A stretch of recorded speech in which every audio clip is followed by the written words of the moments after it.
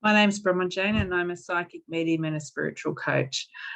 I got asked a really fantastic question and I was going to answer it privately, but I thought it's a wonderful opportunity to address it because I know it is a common question. To connect with spirit, we need to be able to connect to our own soul, because communication with spirit is a soul-to-soul connection. So we first of all need to connect with our own soul and get to know our own soul. So how do we do that if we feel a disconnect from ourselves? It's such a valid question. And the disconnect can occur for lots of different reasons. It really can. It can start so subtly that you don't even know it's happening. People in your life may be slowly, subtly chipping away at you, and it's creating a disconnect. Could have started when you were young. And when it starts when we're young, sometimes we're so disconnected from ourselves, it doesn't become evident until we're older and we just start to question how we're feeling.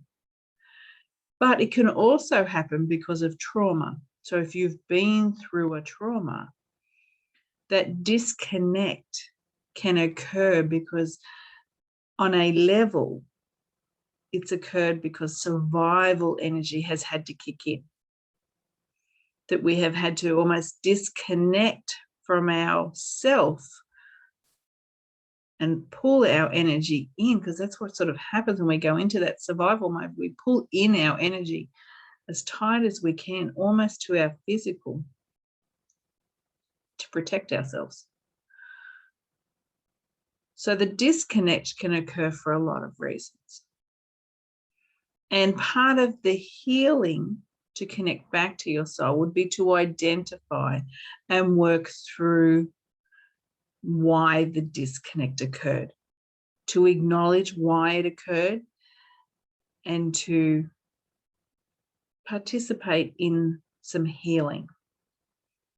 But I didn't want to address that here. I wanted to address more, how do we connect back to ourselves on a really initial, basic kind of level, things that we can do today to start doing that. And there's a lot of ways we can do it. There really is. But some of the simpler ways that we can do is because when we go into that survival energy and that disconnection occurs, quite often we become disconnected from how we feel because we don't want to feel it. We really don't. Maybe the trauma is so much that we want to push it away. We want to put it in a box. We want to forget that it even occurred. Or maybe it's that subtle changes that have been placed on us by people that we've been around, loved ones, significant others, that has allowed that disconnect to occur over many, many years. And so we've lost touch with how we feel. We really don't know how we feel anymore. So to start connecting back to your soul, your spirit, I'm going to invite you to start getting in touch with how you feel, particularly the extremes. Start there. Start acknowledging, and like, I'm not a journaler. I'm really not, but it's not my favorite thing.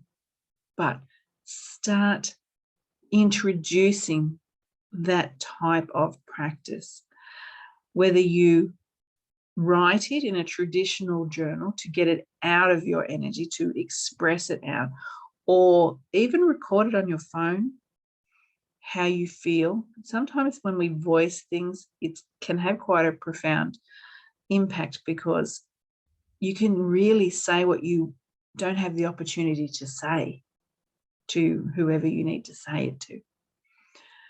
So either way, whatever works for you, try and do that.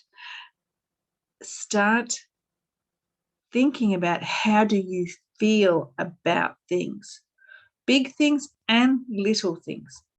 Start considering in the morning, how do I feel when I wake up?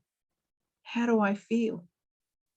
And even when doing that, to place your hand on your heart space and, breathe in and like, how do I feel? Maybe. And what's the first thing that pops into your head? Own it.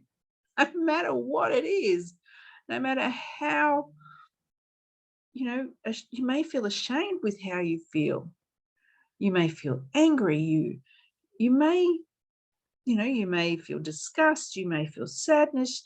You may feel joy. You may feel joy, but for a reason that sort of you don't understand why, because it might be in a contradiction. You shouldn't be feeling happy about something. Maybe you're feeling happy about something that's, other people might think is a bit, off or something. It doesn't matter, because this is your process and no one needs to know. So acknowledge that. Start with getting in touch with you and how you feel. That's the first step with connecting back to your soul. There's lots of ways that we then maneuver through this. But the first thing is to get in touch with how you feel, your emotions, to process them, to go into them. And this is, if you do this well, it's going to be messy. It is. It's not going to be a pretty process. If it's a pretty process, I'm going to say either you've done a lot of work before and you've done a lot of healing before, or you're not doing it properly. You're in a bit of a denial energy, because to really do it, it's messy, it's ugly, it can be emotional. It probably should be, because that's what we're tapping into. So start with that, connecting with how you feel on a regular basis as things come up. Doesn't mean that we have to share this with people. We have to express it with everyone. We don't project necessarily. Like, I'm not encouraging that, to project how we feel onto others. It's more an internal process that I'm encouraging you to do, to start getting connected with your soul. And then once we have really refined that, we can then add in things like shifting that energy with gratitude, meditation, grounding, other foundation exercises. And I'm going to put some links that you can move on to after this process, some free programs that I've got that you can work your way through after you've really connected with yourself. And once you do that, it is amazing if you've, this is not, if you think you can do this like in a week, like, I'm going to disappoint you. It's not going to happen. This is a process that you work on constantly. I'm not even going to say a year, because I've been working on it for, I don't know, forever, but intensively for 9 years. And as more things come up, then there's new things that you have to work on. So it's, for me, as we go through the human experience, things are always going to show up, which means we always have to do this. We're never those enlightened beings. We're just not. We're having human experiences. It's messy. So do that. Look at these programs and start getting in touch with yourself. They're the first steps with connecting with your soul and your spirit. As you go through it and you commit to time to it, the energy shifts and we go more into what inspirational messages that come through as we have worked through meditation and gratitude, and we know how to manage our worries and our stress. We make space for our inner wisdom to come through, to really connect with our spirit on a higher level. And then when we can do that, how we connect with others will be different. How we see things will be different. So I'm going to encourage you to connect back to yourself, your own soul, your own spirit, and in turn, it opens a doorway for connections with other souls, incarnated or not. So the question was asked, and I don't know if when it was asked, there was an appreciation of how much work is involved to reconnect, but there is, and it's worth it. It truly is.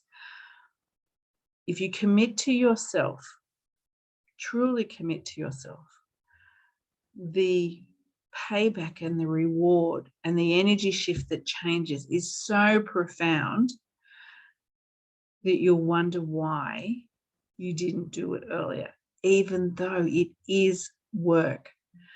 But you are worth the work. You really are. When you think about how much work you put into other things, that really some of the things that we put our time and energy into, if you look at it and go, how has that contributed to my life? How has that made that better? And you work out how much effort you put into the payback, you wonder why you do it. This is not one of those things. The amount of work you put in, the amount of effort you put in, you will get more back. You just will.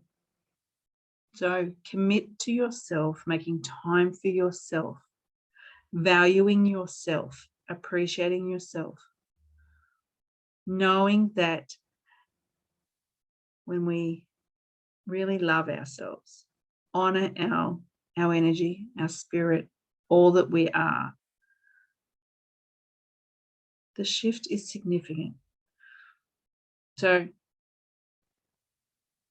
connect with your emotions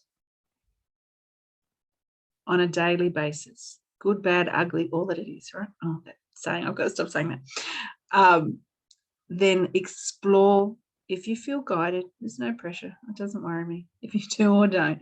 But I'm going to put a couple of links here that you may wish to explore, that it will take you to look at finding a meditation that will work for you, that will create space and a pause that allow connection with your soul, spirit, creates that opportunity to shift your energy through looking at things differently, finding gratitude in little moments, big moments, obvious moments, and challenges.